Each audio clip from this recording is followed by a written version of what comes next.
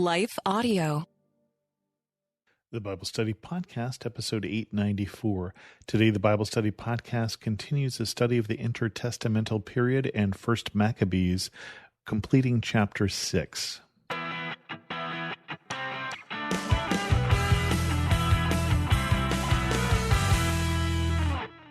Welcome to the Bible Study Podcast. I'm your host, Chris Christensen. We're going to continue on and finish up chapter 6 right after a word from this sponsor. Chapter 6, starting in verse 18, renewed attacks from Syria. So you may remember that we have a new king in Syria, and let's see what happens. Meanwhile, the garrison in the citadel kept hemming Israel in around the sanctuary. They were trying in every way to harm them and strengthen the nations. Judas therefore resolved to destroy them and assembled all the people to besiege them. They gathered together and besieged the citadel in the 150th year, and he built siege towers and engines of war. But some of the garrison escaped from the siege, and some of the ungodly Israelites joined them. They went to the king and said, "How long will you fail to do justice and to avenge our kindred? We were happy to serve your father, to live by what he said, and to follow his commands. For this reason the sons of our people besieged the citadel and became hostile to us. Moreover, they have put to death as many of us as they have caught, and they have seized our inheritances. It is not against us alone that they have stretched out their hands. They have also attacked all the lands on their borders. And see, today they have encamped against the citadel in Jerusalem to take it. They have fortified both the sanctuary and Beth-zur. Unless you quickly prevent them, they will do still greater things, and you will not be able to stop them." The king was enraged when he heard this. He assembled all his friends, the commanders of his forces, and those in authority. Mercenary forces also came to him from other kingdoms and from islands of the seas. The number of his forces was 100,000 foot soldiers, 20,000 horsemen, and 32 elephants accustomed to war. They came through Idumea and encamped against Beth-zur, and for many days they fought and built engines of war, but the Jews sallied out and burned these with fire and fought courageously. So the fight is not over yet. Syria is still coming against them, and the thing that I said at the beginning that was going to keep coming up was this citadel. So basically in the old city of David, or south of the Temple Mount, they have this fort. And so even though the people of Judah have really at this point gotten independence from Syria, they haven't completely expelled them because there's still this fort that is left unconquered in Jerusalem itself. And so they go to besiege it, they build their siege engines, and the people from there send for help. They send for help to the new king of Syria, the son of Antiochus Epiphanes.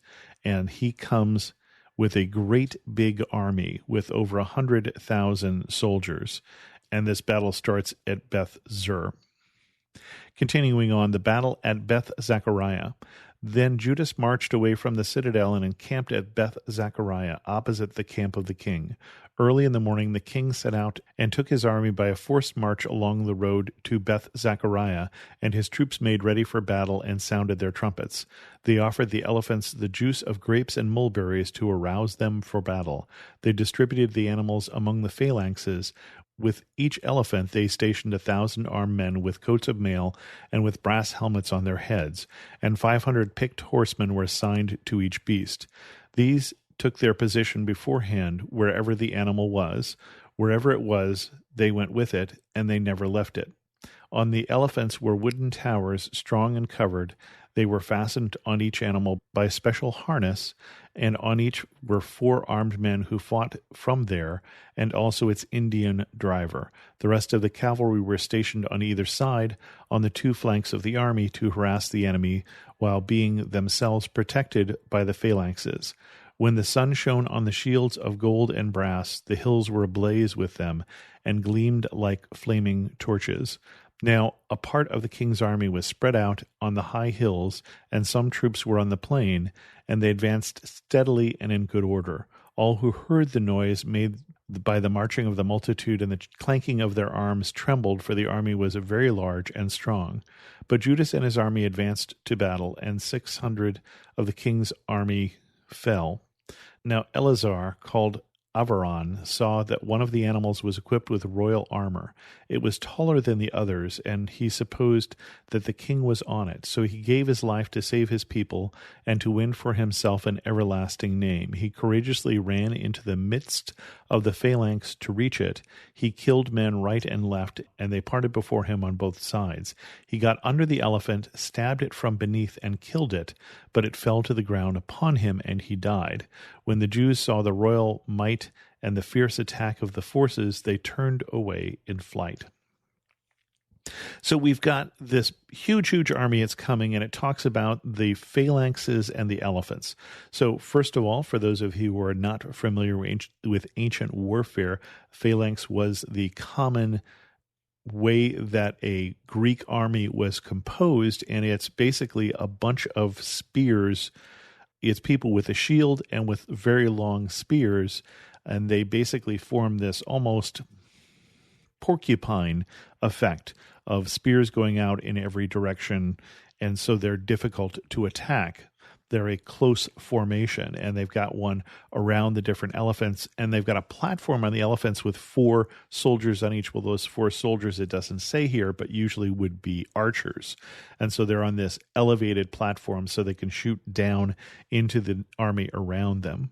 One of these particular elephants looks like it's got a royal standard or some sort of royal seal, and so Eleazar makes a break into the phalanx, which is difficult enough to do, and kills this elephant in an attempt to kill the king and therefore decapitate the army, as it were, and potentially end things right there. But they are a big army, and the Jews, when they see them, basically turn around in flight.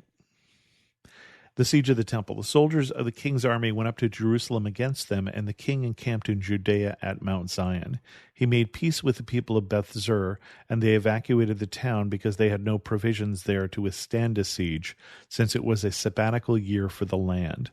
So the king took Beth-zur and stationed a guard there to hold it. Then he encamped before the sanctuary for many days. He set up siege towers, engines of war, devices to throw fire and stones, machines to shoot arrows and catapults. The Jews also made engines of war to match theirs and fought for many days. But they had no food in storage because it was the 7th year. Those who had found safety in Judea from the nations had consumed the last of the stores. Only a few men were left in the sanctuary, the rest scattered to their own homes, for famine proved too much for them. So 2 things going on here.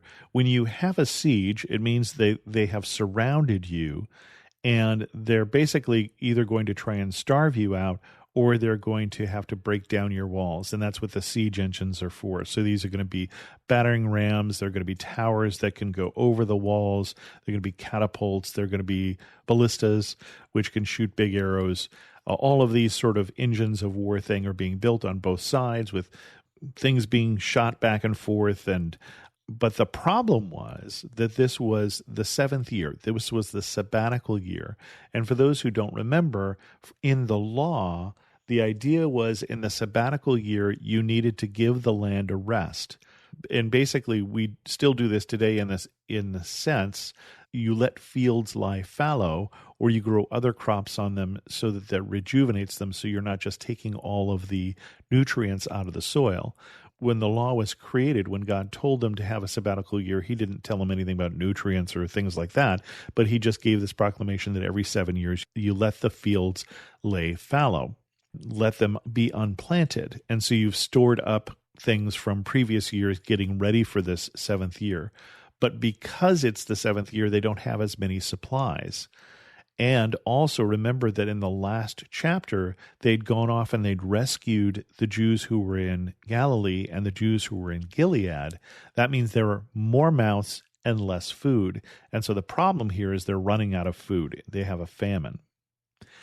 Then it says, Then Lysias heard that Philip, whom King Antiochus, while still living, had appointed to bring up his son Antiochus to be king, had returned from Persia and Media with the forces that had gone with the king, and that he was trying to seize control of the government. So he quickly gave orders to withdraw and said to the king, to the commanders of the forces, and to the troops, "Daily we grow weaker, our food supply is scant, the place against which we are fighting is strong, and the affairs of the kingdom press urgently on us. Now then, let us come to terms with these people and make peace with them and with all their nation. Let us agree to let them live by their laws as they did before, for it was on account of their laws that we abolished, that they have become angry and did these things." The speech pleased the king and the commanders. He sent to the Jews an offer of peace, and they accepted it. So the king and the commanders gave them their oath.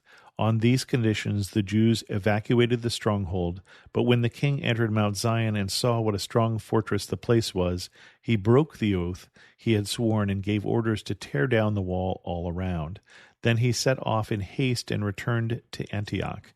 He found Philip in control of the city, but he fought against him and took the city by force. Now, you may remember at the end of the last episode, there was some subtle foreshadowing that when King Antiochus Epiphanes dies, and he dies while trying to raise money, and he's off in Persia, he tells Philip, "You're the one who's going to raise my son. You're going to be the regent. You're going to rule until my son is of age." Well, Lysias had already raised his son, and so Lysias was already acting as the regent, as the one who was in control. And so we've got civil war in Syria, and it's a good thing we do for the Jews here, because they were getting hungry, they were losing, but Lysias needs to go home and deal with this civil war, because he comes home and finds that Philip is in charge. And so they are busy with their own problems, and it's a good thing for Judas Maccabees and the Jews at this time. And with that, we're going to end this episode of the Bible Study Podcast. If you have any questions, send an email to chris2x@gmail.com, or better yet, leave a comment on this episode at thebiblestudypodcast.com. And as always, thanks so much for listening.